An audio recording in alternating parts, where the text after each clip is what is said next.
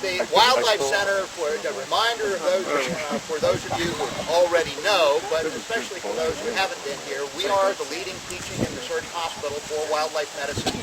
I don't think it's immodest to say in the entire world. 2 years ago, the Wildlife Center was named the Conservation Organization of the Year for the entire United States. And two of the other award recipients that year included the Government Conservationist of the Year was Governor Arnold Schwarzenegger of California for his work on climate change initiatives at the state level.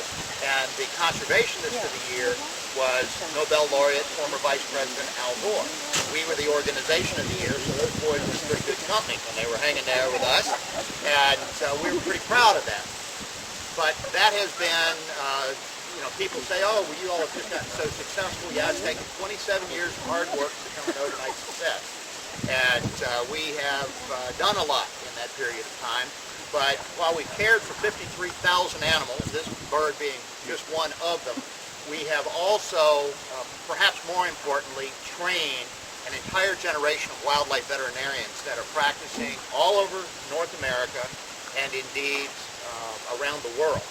We have people coming to us from every single vet school in the United States and Canada and from 32 other countries that come to study with Dave and his team at the Wildlife Center of Virginia. Our newest intern on our veterinary team is Mattis Levitz, who was here with me at the last release. He is here from Estonia. He'll be with us for a year, and we've created a specific internship for international veterinarians to prepare them with the skill set they will need to go do wildlife medicine outside the United States and outside North America, where they don't have perhaps the same technical and professional resources available. So he's going to learn to do roll your own medicine and be self-sufficient with his own diagnostics, and that's the way that Dave and his team have structured this. So we are meeting the needs not only of wildlife in North America, but literally around the world. And I keep saying I need to add this up, but I think we have, the last time I added it up, we had been active in training and presenting programs in about 15 other countries where we go there. And we've had some adventures, as I mentioned once before, getting thrown out of Venezuela about 4 years ago at gunpoint, which was a fairly memorable experience. But, you know, we do what we need to do and where we need to do it. Now, kind of bringing it back home, a lot of folks wonder, well, how come you come to Westover every 2 weeks to release eagles? Well, first of all, we've just been blessed to have so many eagles that have been releasable. I think of the first 9 we got in this year, 8 of them had to be euthanized on intake.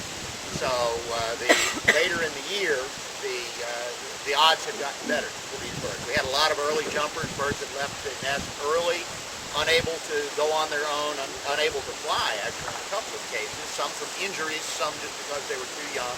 And those have really made up the birds we've released. The last, I think, 5 have all been immature birds. So that's good, and we bring them here because right across the river at the James River National Wildlife Refuge, a very large concentration of eagles, and particularly young birds, learn a lot from each other. And if they get really hungry, it always helps if somebody else has a fish and you can steal it, which is also an important skill set for birds like bald eagles.